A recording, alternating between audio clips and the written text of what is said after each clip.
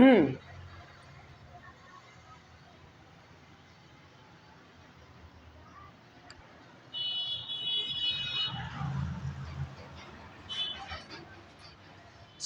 है आप लोगों का बेसिक ज्ञान एकेडमी चैनल में। ठीक, आप लोगों का बेसिक ज्ञान एकेडमी में स्वागत है। आप लोग हमारा चैनल शेयर करते रहिए, ठोक के लाइक करते रहिए और सब्सक्राइब करते रहिए ठोक के। देखें, हमसे एक लड़का क्वेश्चन पूछा था 2 दिन मतलब पहले। हमसे एक लड़का क्वेश्चन किया कि अरिहंत बुक का था, वो अरिहंत बुक का यूपी बोर्ड ही है, अध्याय 3 दो चरों वाले रैखिक समीकरण का दूसरे का चौथा क्वेश्चन था। अभी तो हम फिलहाल क्या पढ़ा रहे हैं, द्विघात समीकरण। अभी हम फिलहाल द्विघात समीकरण पढ़ा रहे हैं, लेकिन वो पूछ लिया तो बताना पड़ा, नाराज हो गया होगा। वो 2 दिन पहले पूछा था, हम अपलोड नहीं कर पाए वीडियो। देखें आप, वो पूछा हमसे क्वेश्चन, देखें जो क्वेश्चन पूछा है उस चैप्टर का नाम, उस चैप्टर है अध्याय 3। अध्याय 3 कौन सा चैप्टर है, चैप्टर का नाम वाम होता है। तो क्या नाम है भाई साहब, दो चरों वाले रैखिक समीकरण। क्या नाम है भाई साहब, दो चरों वाले रैखिक समीकरण। दो चरों वाले रैखिक समीकरण नाम है भाई साहब। हाँ देखें, और इसका दूसरे क्वेश्चन का प्रश्नावली 3.2 का दूसरा प्रश्न, दूसरे का चौथा क्वेश्चन। ठीक, दूसरा क्या कह रहा है, निम्न रैखिक समीकरण को प्रतिस्थापन विधि से हल कीजिए। हमसे यही कहा भाई साहब, सुनिए, कह रहा निम्न रैखिक समीकरण को प्रतिस्थापन विधि से हल कीजिए, मतलब हमें विधि बोल दिया। ठीक, विधि। द्विघात समीकरण में हम 3 विधियाँ हैं, हम बताए हैं, लेकिन अभी एक ही विधि पे चर्चा कर रहे हैं। लेकिन वो लड़का हमसे क्वेश्चन किया तो बताना पड़ा। ठीक, तो देखें आप, प्रतिस्थापन विधि, ये चैप्टर जब आप पढ़ेंगे तो उसमें भी 4 विधियाँ हैं शायद। देखो, पहली विधि ग्राफीय विधि आपको पढ़ना पड़ेगा, उसके बाद प्रतिस्थापन अभी बता देंगे आपको, फिर उसके बाद विलोपन रहेगा, उसके बाद वर्ज गुणन विधि, यही विधियाँ है। अब चले क्वेश्चन पे आते हैं, प्रश्न पे अपने आते हैं, चर्चा करते हैं। देखें आगे, आप ध्यान रखें, दो चरों वाला रैखिक समीकरण जब आप पढ़ेंगे ना बाबू, जब आप दो चरों वाला रैखिक समीकरण पढ़ेंगे ना भाई साहब, तब क्या होता है, उसमें 2 समीकरण दिया रहता है। कितना दिया रहता है, 2 समीकरण दिया रहता है। जब द्विघात समीकरण आप पढ़ते हैं तब एक ही समीकरण रहता है भाई साहब, 2 घात का रहता है भाई साहब, और वो एक ही समीकरण रहता है। लेकिन जब आप 2 चरों वाला रैखिक समीकरण पढ़ेंगे तो 2 समीकरण रहेगा। तो देखें, हमें 2 समीकरण दिया हुआ है, तो पहले समीकरण को हम पहला समीकरण मान ले रहे हैं, दूसरे समीकरण को हम दूसरा समीकरण मान रहे हैं। समझ में ना आ रहा है ना बाबू, भाई साहब, समझ में आ रहा है ना। देखें, कुछ है नहीं प्रतिस्थापन विधि में, अगर दिमाग लगाएंगे तो कर ले जाएंगे। देखें आप, क्वेश्चन पे आते हैं, पहला फिर दूसरा। ठीक, अब इसको आप हल करें, क्या करें, हल करें। तो देखें क्या करेंगे, पहले आप समीकरण 1 को हल होगा वो, और ऐसे हल कर लीजिए। समीकरण 1 को आप क्या करेंगे, ऐसे हल करेंगे भाई साहब। क्या करेंगे, हल करेंगे भाई साहब, हल करेंगे भाई साहब। देखें भाई साहब, समीकरण 1 को हल करेंगे तो देखें, इसको आप यहाँ हल करें, इस पहले समीकरण को, ये अभी और सरल होगा, तब एक और समीकरण बनेगा, उससे हम हल करेंगे। देखें, आप ये समीकरण लिख लें ऐसे, 3x - y + 7/11 = 8। अब आप सोचें, दिमाग लगाएं, कुछ दिमाग दौड़ाएं कि आप सोचें, पहले आप सोचें कि और सरल होगा भाई साहब। हाँ, बिल्कुल सरल होगा भाई साहब। देखें कैसे भाई साहब, देखें कैसे सरल होगा बाबू। देखें बाबू, देखें, ये जो 11 लिखा हुआ है ना, इसके बटे का, आप दिमाग लगाएं कि ये 11 हट जाए और आसान हो जाएगा। ऐसे भी डायरेक्ट हम हल कर सकते हैं, लेकिन समझ में नहीं आएगा। देखा, आप क्या करें, बराबर लेकर चल रहे हैं तो इम्प्लाइड एल लगावें, समझ में आ रहा है ना। देख, इस 11 का गुणा इसमें कर दें, इसमें कर दें, अभी देखना क्या होगा।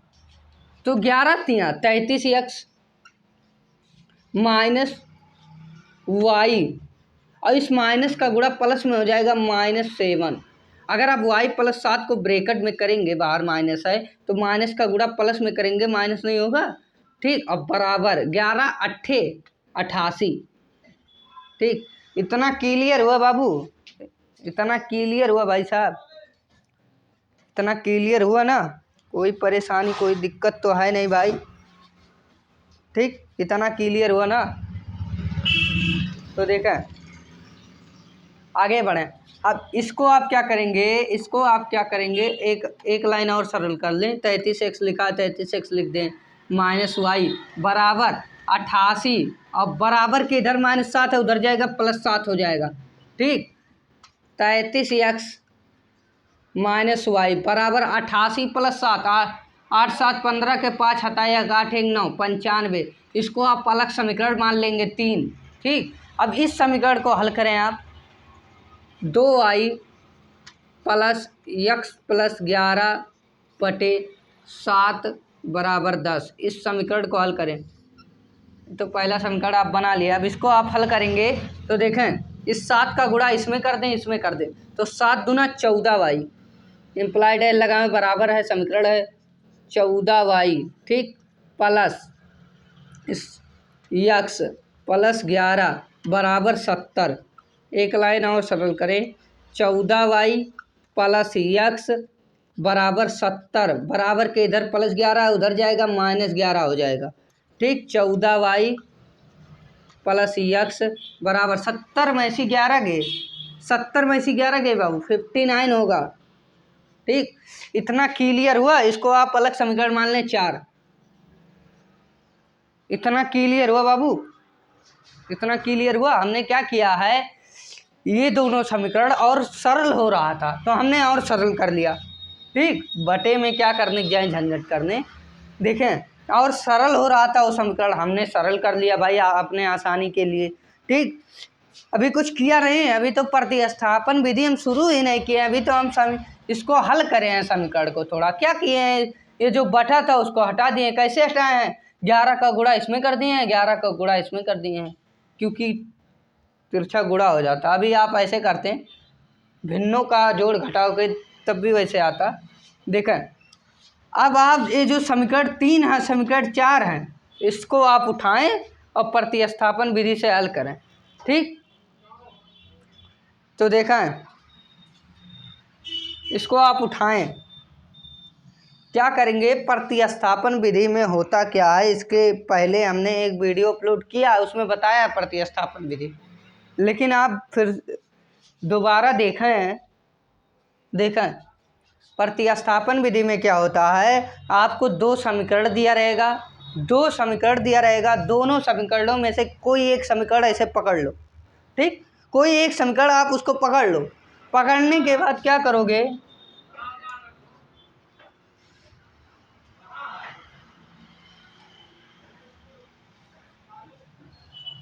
पकड़ने के बाद उस समीकरण को पकड़ने के बाद क्या करोगे, दोनों में से किसी एक समीकरण को पकड़ने के बाद आप क्या करोगे, किसी एक समीकरण, उस समीकरण में से किसी एक चर का मान निकाल लोगे। आप माना ये समीकरण 3 पकड़ा, तो इस अगर बाबू आप समीकरण 3 को पकड़ा है, तो अगर समीकरण 3 को हमने पकड़ा है तो क्या करेंगे बाबू, इस समीकरण में से किसी एक चर का मान लें। इसमें 2 चर है ना भाई साहब, एक x है एक y, 2 चर आपको दिख रहा है ना, अंधे तो है नहीं, आपको दिख रहा है x और y 2 चर हैं इसमें ना बाबू। तो देखें, तो किसी एक चर का मान, अगर x का निकालेंगे तो x का निकल जाएगा, उधर +y हो जाएगा, 95 + y बटे 33 हो जाएगा। आप इसको हल करें। ठीक, तो आप चाहे जो समीकरण लेंगे, उस समीकरण में से आप क्या करेंगे, भाई साहब, किसी 2 इतना आप लोग नोट कर लीजिए, सबसे पहले आप नोट करिए, इतना लो, इतना नोट कर लीजिए। ठीक, देखें आगे बढ़ें। क्या है भाई साहब, हम बता दे रहे हैं, दो चरों वाले रैखिक समीकरण में दो समीकरण आपको दिया रहेगा, दोनों समीकरणों में से किसी एक समीकरण को आप ले लेंगे और उसी समीकरण से किसी एक चर का मान निकाल लेंगे, और जिस समीकरण से आप उस चर का मान निकाले रहेंगे उसको अलग समीकरण मान लेंगे, उस समीकरण का मान जिससे आप नहीं निकाले रहेंगे उसमें रख देंगे। देखें क्या होता है। हम समीकरण चार को पकड़ रहे हैं, तो समीकरण 4 से देखें आप ऐसे लिखेंगे, आप समीकरण 4 से, समीकरण 4 से क्या होता है देखें आप। समीकरण 4 कितना है, 14y + x = 59। हमने लिख दिया यहाँ भाई साहब हमने लिख दिया यहाँ 14y + x = 59 हमने लिख दिया भाई साहब, हमने लिख दिया भाई साहब। बराबर लेकर चल रहे हैं, इम्प्लाइड एल लगा दीजिए भाई साहब। अब देखें आगे बढ़ें, आगे बढ़ें भाई साहब। ठीक, आगे बढ़ें। देखें क्या करेंगे, इसमें में से हम यक्स का मान निकाल रहे हैं ना भाई साहब, तो यक्स इधर ही रह जाएगा, बराबर के इधर 14y है, उधर जाएगा -14y, तो 59 लिखा है, 59 लिख दें। बराबर के इधर 14y है, +14y है, बराबर के इधर +14y है भाई साहब, उधर जाएगा -14y हो जाएगा। ठीक, अब इसको आप क्या मान लीजिए, समीकरण कितना समीकरण बना है, समीकरण 3 और 4, तो समीकरण 3 और 4 बनाए, इसको समीकरण 5 मान लें भाई साहब। ठीक, अब इस समीकरण 5 का मान आप अगर आप इस समीकरण से निकाले हैं तो इसमें रखेंगे, अगर इस समीकरण से निकाले हैं तो इसमें रखेंगे।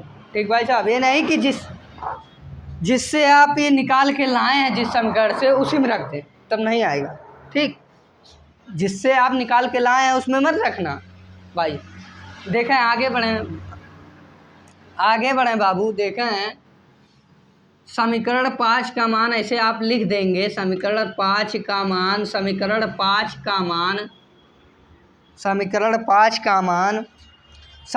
3 में रखने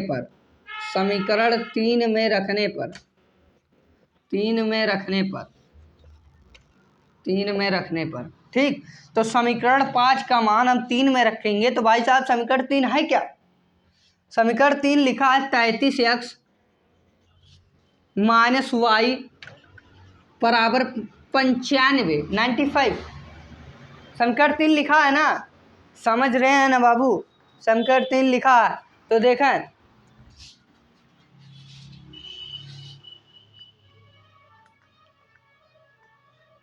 समीकरण 3 लिखा है, तो आप क्या करेंगे, 33 लिखा, इम्प्लाइड एल लगा लें, बराबर लेकर चल लें आप, 33 लिखा, 33 लिख दें। यक्स का मान आप निकाल के लाए 59 - 14y निकाल के लाए ना भाई साहब। देखें अब -y लिखा, माइनस बराबर 95। अब इसको सरल करें, बराबर लेकर चल लें, इम्प्लाइड एल लगावें, 33 का गुणा 59 में करें, गुणवे नहीं कह पाई वो तो। अरे देखो 59 के गुणा 33 में करें, आप कैसे करेंगे देखें, ऐसे तो आप करते हैं, देखो 3 9 27 का 2। ठीक, आप कर लेना चाहे तो हम लिख दें, नहीं कर दे रहे हैं। देखें ऐसे गुणा होता है, 3 9 27 के साथ 2 हासिल, 3 5 15 2 17। ठीक, 177 ये भी हो जाएगा, 7 7 से 14 के 4 आता है 9 आता, 1947 सन मत समझ जाना भाई साहब। ठीक, 1947 -14y लिखा, ओ देखो भाई साहब हमारा दिमाग जो है ना एकदम अलगे जा रहा है। देखो भाई हम डायरेक्ट -14y उतार रहे थे, बताओ अभी गुणवे नहीं कर रहे थे, गुणा करना है हमें। 33 का गुणा 14 में करेंगे, 1800, हाँ करें, हाँ 33 का गुणा 14 में करेंगे तो 4 3 बार 2 आता है, जो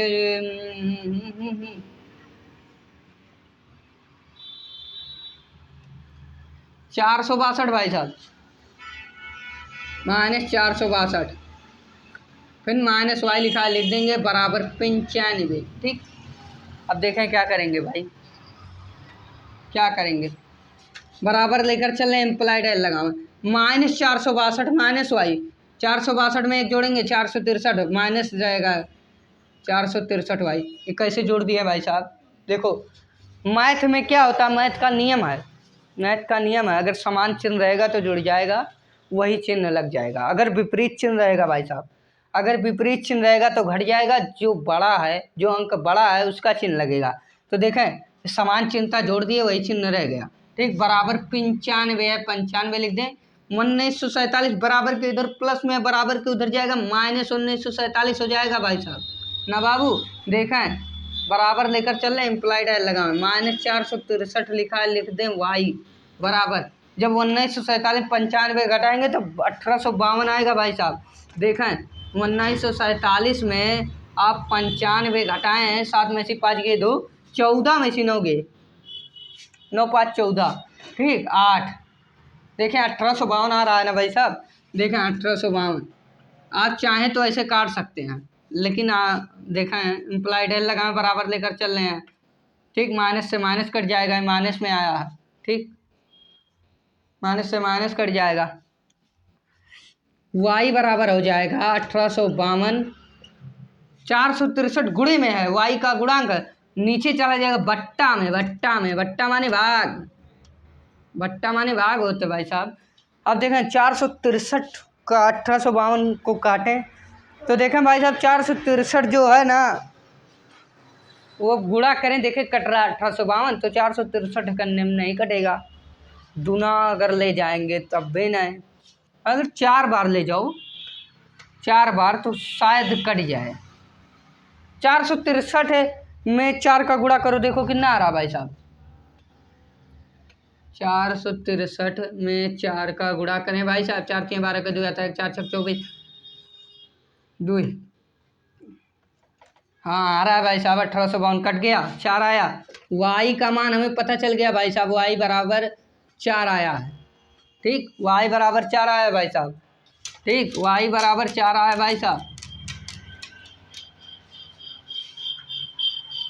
अब वाई का मान हमें पता चल गया, वाई का मान हमें पता चल गया, वाई बराबर 4,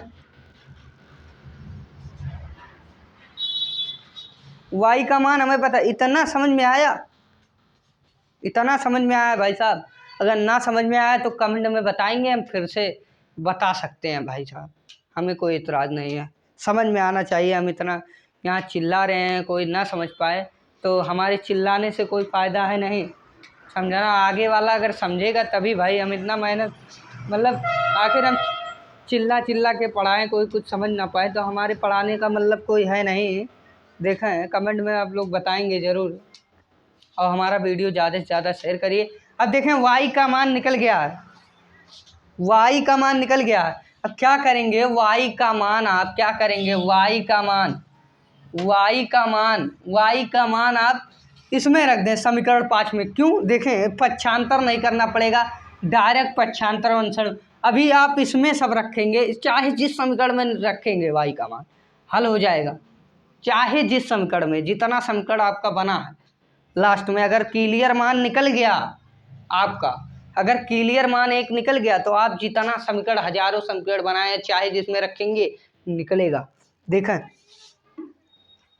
आप क्या करेंगे, y का मान, y का मान समीकरण 5 में रख दें, y का मान समीकरण, आसानी रहेगा भाई, तुरंत हल हो जाएगा 2-3 लाइन में। अभी ये सब करेंगे तो गुणा भाग हुआ, y का मान समीकरण 5 में रखने पर, y का मान समीकरण 5 में रखने पर तो लिखा है समीकरण 5 है क्या, x बराबर 59 माइनस 14y। ठीक, x बराबर हो जाएगा 59 माइनस 14 गुणे 4, 4 आया है ना y का मान, x बराबर हो जाएगा 59 माइनस 14 का गुणा 4 में करें, 14 चौक का 56। ठीक, x बराबर 59 में से 56 घटाएंगे भाई साहब, 3 आएगा, x बराबर 3।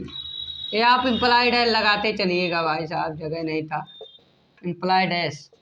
ठीक, x बराबर 3। अब ऐसे लिख देंगे, अतः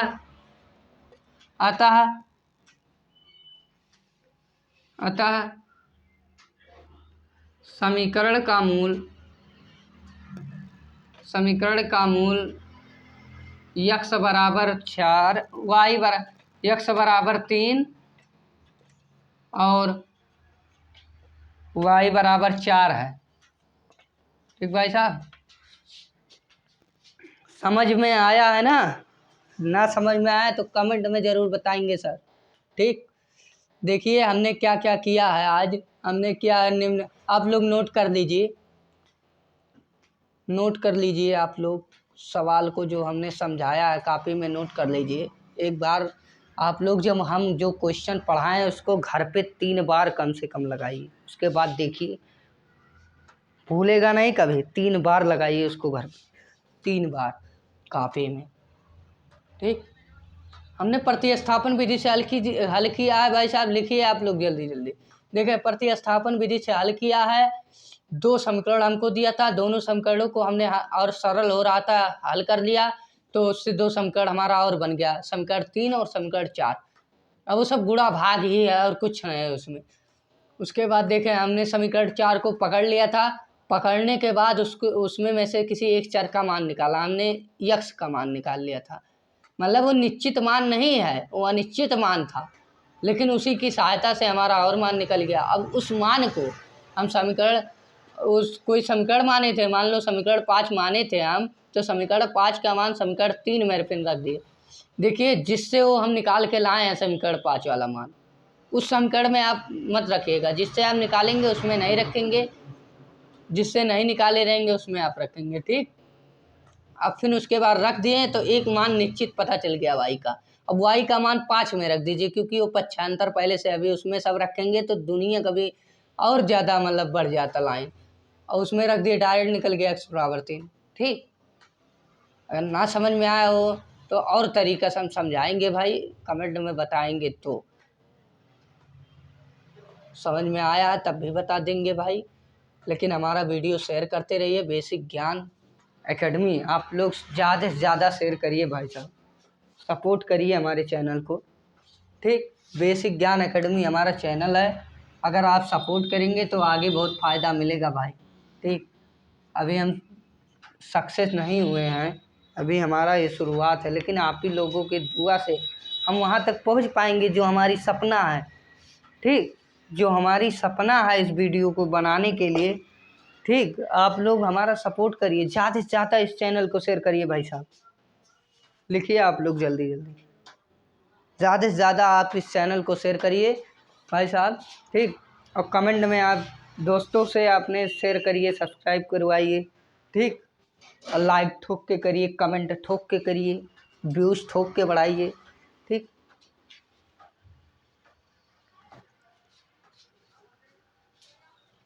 बेसिक ज्ञान एकेडमी लिख लिए भाई साहब। देखें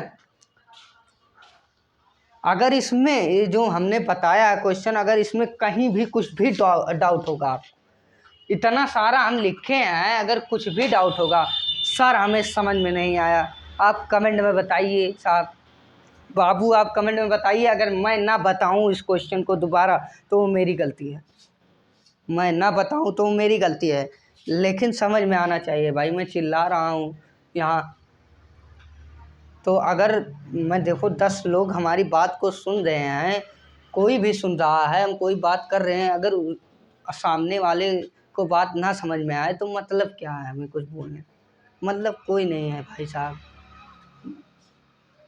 देखिए मतलब होना चाहिए, वैल्यू होना चाहिए। अब हम पढ़ा रहे हैं, आप लोग ना समझ पाए, जो भी देख रहा है वीडियो, तो मतलब क्या हमें चिल्लाने से, पढ़ाने से। ठीक, तो आप अगर ना समझ पाए तो कमेंट में ज़रूर बताएं, हम और तरीके से बताएंगे, और बढ़िया बताएंगे, और स्लो बताएंगे कुछ। चलिए आज ये क्वेश्चन पूरा हो गया है, बेसिक ज्ञान एकेडमी, लेकिन हमारा चैनल शेयर करते रहिए भाई साहब। जितने लोग हमारा वीडियो देख रहे हैं वो ज़्यादा से ज़्यादा शेयर करिए बेसिक ज्ञान एकेडमी चैनल, ज़्यादा से ज़्यादा प्लीज़ सपोर्ट करिए हमारे चैनल को, बेसिक ज्ञान एकेडमी को ज़्यादा से ज़्यादा शेयर लोगों के पास, इतना शेयर कर दीजिए कि अब क्या बताएं, जान आ जाए चैनल में भाई।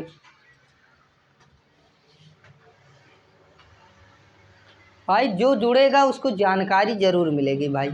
ठीक, अभी तो ज़्यादा लोग हमसे जुड़े नहीं हैं, इसीलिए हम थोड़ा ज़्यादा वीडियो भी नहीं अपलोड कर रहे हैं, अगर ज़्यादा लोग जुड़ जाए तो मैं लाइव क्लास भी शुरू करूँगा, एकदम लाइव क्लास मैं शुरू कर दूँगा अगर ज़्यादा लोग। लेकिन हमारा बेसिक ज्ञान एकेडमी चैनल शेयर करिए भाई, बेसिक ज्ञान एकेडमी प्लीज़।